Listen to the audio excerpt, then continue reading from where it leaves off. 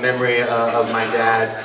And for myself, there's obviously many memories, but one that I would tell you, which is a funny story, is that when I graduated from college, UC Irvine, right? You know, after you anteaters, right? Right? So when I graduated, you know, after you graduate, you're not eager to, you know, you've been going to school for quite a while. You're not eager to say, okay, let's go get a job now. So for a little bit of time, I was languishing on. I wasn't looking for work. And then my dad one day came to me. He says, "Look, you need to get a job." And he goes, "I have this ad in this World Journal newspaper." And he goes, "It's in Cerritos too, so you have to go here. Go call them and set an appointment." Right? So reluctantly, I said, "Okay, fine, I'll do it." Right? I made the phone call, and I went to this place where I did get hired, but it's also the place that Lonnie worked and where I met my wife. So, you know, I don't know if, you know, it was intentional, it was probably Providence, but it's because of my dad that I was able to meet my lovely wife. So I'll share that story with you. Thank you, Dad. Now I know, I think, right, there are some people that had some stories that they wanted to share. I don't know if you want to, Boy, did you want to come tell a story here? No? Ron? Everyone's looking. You know, it's funny, you know, they say public speaking is like the second greatest fear next to death, right? And it's funny, now serving as a counselor, I've done it so much, I'm pretty much used to it. You know, sometimes people gotta take the mic away from me.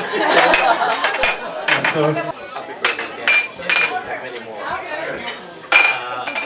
What happened was, during one time I was staying with my Uncle Silver and Auntie Rose, and my auntie got a phone call one day, and it was from Auntie Melinda. Closer to your mouth. It was from Auntie Melinda, and what Auntie Melinda said, "Do you want some fish?" Uncle Fongin and Ye, which is Uncle Fongin's dad, went fishing, and so of course my Uncle Stuart likes fish, so she said, "Of course, get it." So we were living just across from the house. It's a fence separating it. So we went ahead and got the fish. And Uncle Stewart cooked it. It was very delicious. And the next day we found out that Uncle Fongin and Ye never ate the fish that they caught. The reason being was when they caught the fish, it was undersized. And the reindeer caught them. And what happened was they gave them a ticket. And it was too expensive. So they ended up giving it to us, so we ended up very expensive fish. I don't know if Uncle Fongin remembered that. that was the kid.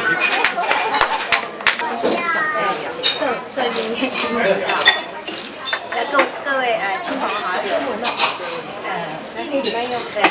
很欢迎大家今天晚上让我们聚集在一起来，欢欢我哥哥80岁的生日。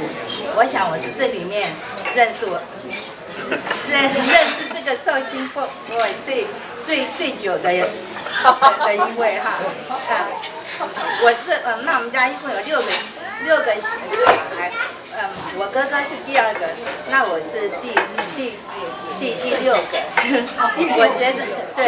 我觉得我感觉到我哥哥他是个很温柔的人哈，所以我觉得我很有福气，做他的妹妹 for so many years and I enjoy every minute of it. 哦。我希望神继续祝福他和他的全家。那我们也可以以后每一年都来庆祝我哥哥的生日。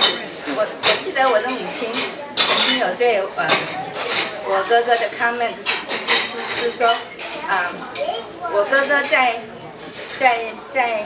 那么多的日子的里面，他没有说一句话或者做一件事来 upset my mother， 所以我觉得是非常 lucky， 我们有这位寿星的 boy 在我们的家庭，愿神继续的祝福他们的全家。我因为今天听说有什么《世界日报》的记者也在这里，我就说，因为我并不习惯在公众中讲话，可是我觉得这是一个很难得的日子。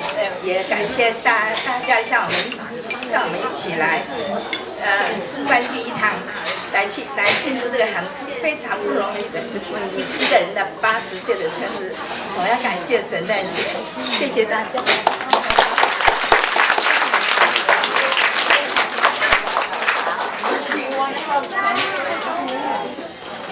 You can do it.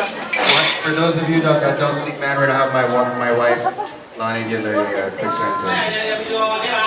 Well, Auntie Sarah was just sharing with us that she said among this group, she knows Dad the longest, even longer than Mom, because she's the youngest sister.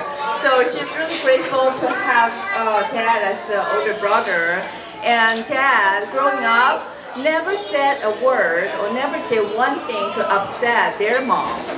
So, wow, Dad, that's a secret we've never known.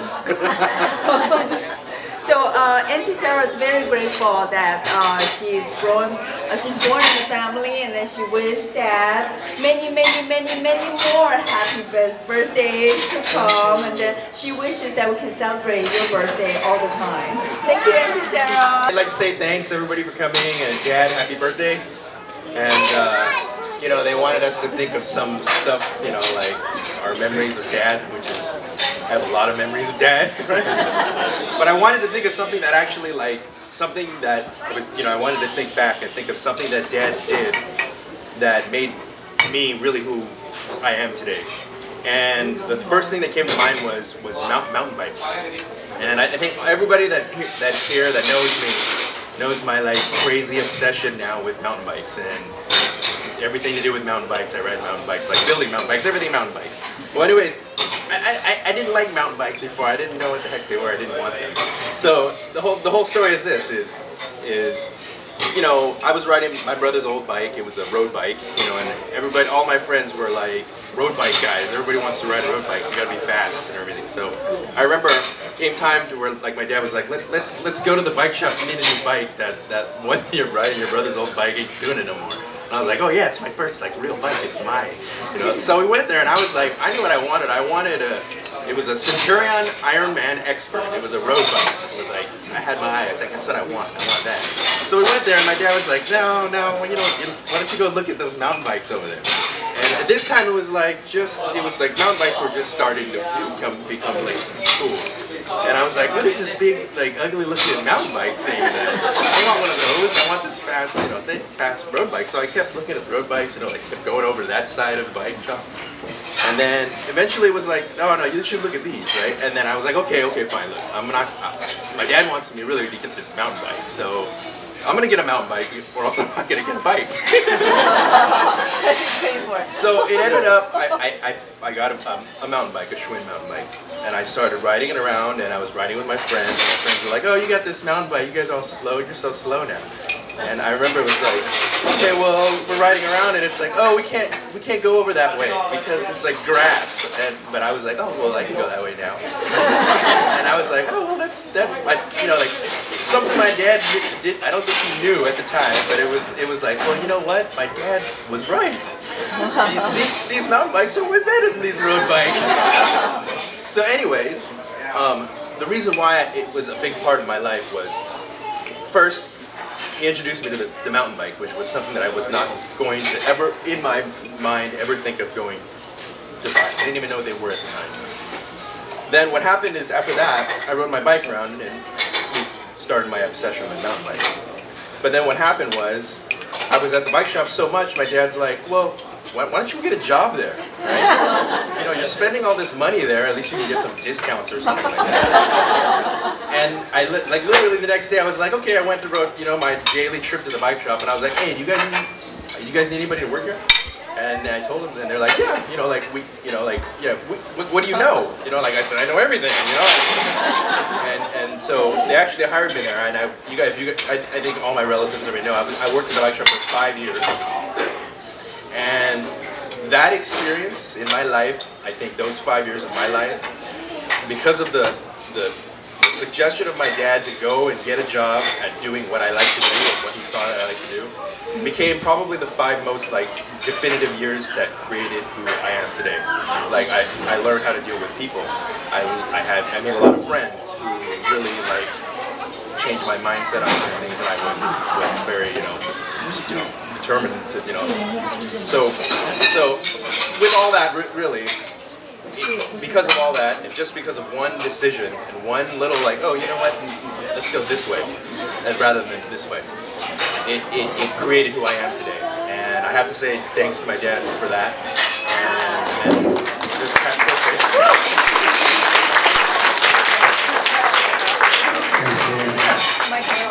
Wait, before, since my brother was talking about bikes, it reminded me of another story that I got to tell you. So when I was at UC Irvine, I think it was my senior year, and Christine would know, I had a motorcycle. And I bought it secretly without letting my dad know about it, right? So I thought I would be able to get away with having this motorcycle and riding it at school. And then one day, my mom and dad were out of town. I think they went to Las Vegas. And then I knew they were gone, so I drove the motorcycle back home to my parents' house. And it just so happened that my Uncle Stuart and my Aunt Rose showed up there, and they're like, where did you get this bike? I go, oh, don't tell my dad. And then later, I left, and then I get a phone call from my mom, and she goes, I got a call from Auntie Rose and Uncle Stuart. I go, oh no, what happened? He goes, you have to tell your dad you got the bike. And I said, he's gonna kill me, he's gonna kill me. So my mom was saying, they said, you better tell him, or else, I have to tell him, or else Uncle Stuart's gonna get mad at me, right? So then I remember I was 21 at the time, so I called my dad, and all the while I'm thinking about, how am I gonna convince him that it's safe and that I can keep this bike, right? So I'm going through my head, and then I tell him, I said, oh Dad, I want to let you know something. He says, what? I said I bought a motorcycle. And I was expecting a very strong response, but he was very calm. And then he said, well, how big is it? I go, 600 cc's. It's not that big. And then he says, okay. And I told him I took the test to get the license. I have insurance. Everything's fine. I'm following all the laws. And then he is quiet again. And I was waiting for him to get mad at me. And then I said, you know what, Dad, I'm really surprised that, he's not, I go, I'm surprised that you're not getting mad at me. And then he goes, well, Hans, you're old, you're 21 years old now, you're an adult, right? And he says, you have to make decisions for yourself.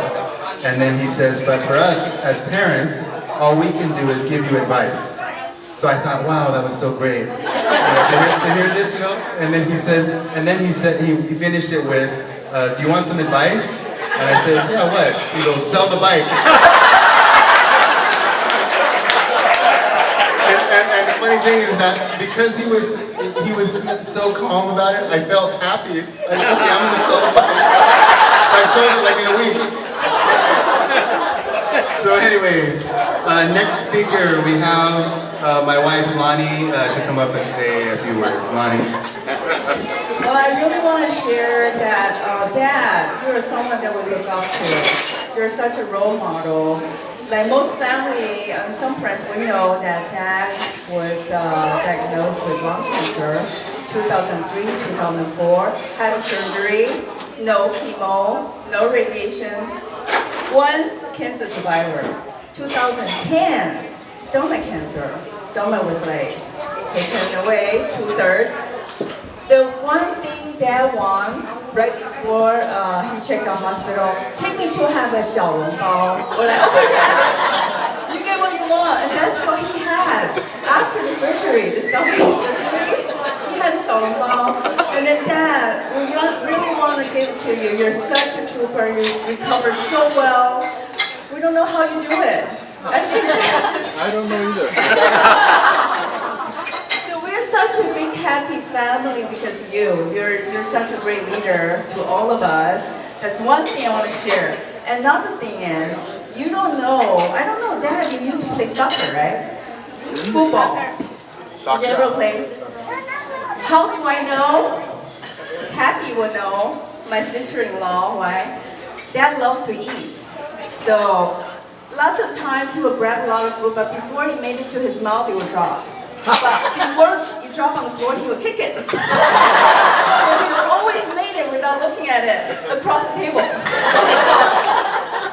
So that's a good, really good soccer player right there. Thank you, Dad. Happy birthday. My name is Warren. Warren. Ladies and gentlemen, since I'm a senior, I guess I got privilege to speak in Chinese. So if you don't understand, it's okay, just laugh. Okay. We know Frank for a while, and I guess you just talk about your dad's pretty good soccer. Yeah. I tell you, your dad not just a pretty good soccer. Soccer player. Soccer player, that's right. It's not a soccer, I'm sorry. He's very good singer. You know, he likes to sing. And as our senior group, sometimes we get together to sing, and your dad will grab.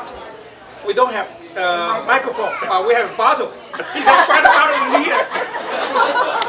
No, it's not baby. He's actually singing. It's not sucking bottle. And no, 我在这边上来的时候，我还不知道，就是说 Frank 为什么可以 survive 2 different kind of cancer. Okay, now I realize because because their family is totally different. 他们的这个家庭是从504家，知道吗？因为少林寺不是有18罗汉？对的，少林寺实际是有19罗汉，是不是？第19罗汉是一个华侨，梁乔汉，叫梁乔汉。梁乔汉为什么那么厉害呢？因为他有个爸爸，武功很好，对，他是我们那个丐帮的帮主。因为我们那个 group 呢，做的运动是用棍子的，每一个人就拿个棍子老老实实的，他的棍子不一样，他的棍子是青色的、竹色的，青竹棒，那就是丐帮帮主的，对不对？帮主的这个权柄。然后 Frank 虽然老了，但你不要看动作慢，他武功打起来非常好的。他的那个18罗汉掌打下来以后，不骗你啊，真是厉害。我们石头市的那个卧龙路上都是寸草不生给他打的，对不对？是不是这样子啊？然后 Frank 又跟我们后来又主持了一个读书会，我们大家一起读书，读这个《论语》《孟子》。这个我们请的这老师是很有学问的，他很有信心的来教我们。结果教了第1堂课，看到我跟 Frank 以后，第2堂课就说他要回家看他妈妈去了，就不出现了。所以不晓得是 Frank 的错误还是我的错误。But anyway， 我们就继续把那个 club 接下来，然后呢，他也继续做下去，我们也继续听。后来我才发觉，因为他耳朵不好，所以他可以做下去。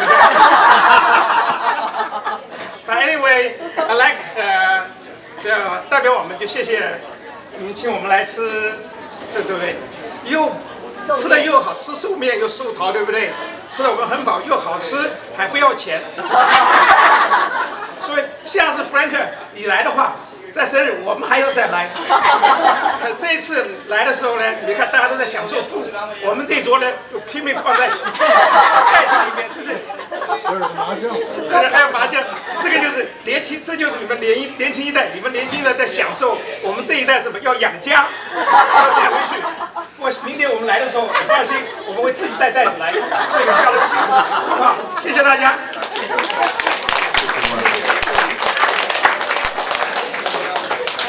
Is there anybody else that would like to? Oh, Ron, did you? I don't know why my mom is saying Ron. No? Okay, well, if nobody else has anything that they would want to say at this time, I would ask our man of the hour to please come up here and say a few words. Happy birthday, Dad.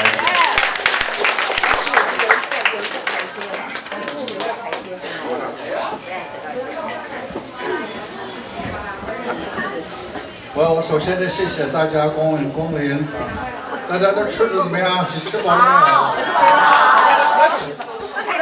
带回家，对。这个太高的时候拿回家嘛。我是非常感谢各位到今天能够来啊，很难得这么多这个年轻人啦，因为那个年轻人没办法，你们生得早一点，生得晚一点，那开来年老的人呢，很多都是我的一起的同学，这个还有我的亲戚，这老当益壮，看起来是比这个实际年龄要年轻了好几十岁。啊，那谢谢大家了啊！我们现在还有蛋糕要吃。OK，Thank you。1, 2, 3. Happy birthday to you. Happy birthday to you. Happy birthday, dear friend. Happy birthday to you.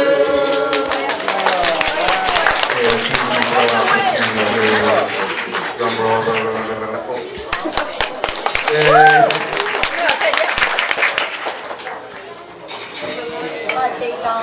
这是可以吃的，这个都是蛋糕。这个也是蛋糕，对不对？对，都是蛋糕。哇，哪个要吃一个？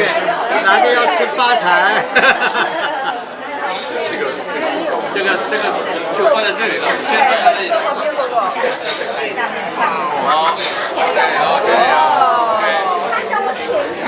这个麻将牌拿了就包回去风干起来。